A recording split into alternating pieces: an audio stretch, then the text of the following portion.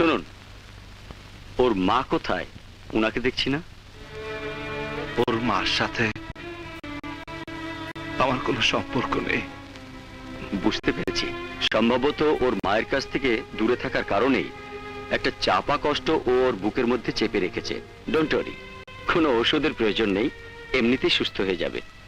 But be careful, ভবিষ্যতে এ ধরনের ঘটনা যেন আর না ঘটে সেদিকে খেয়াল রাখবেন। আসি।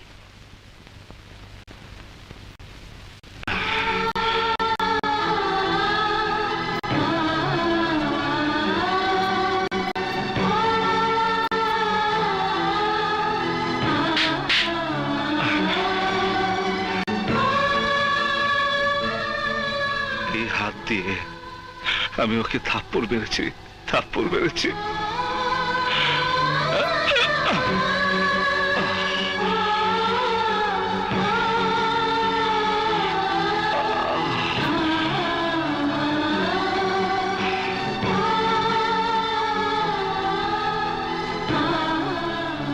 রাজু,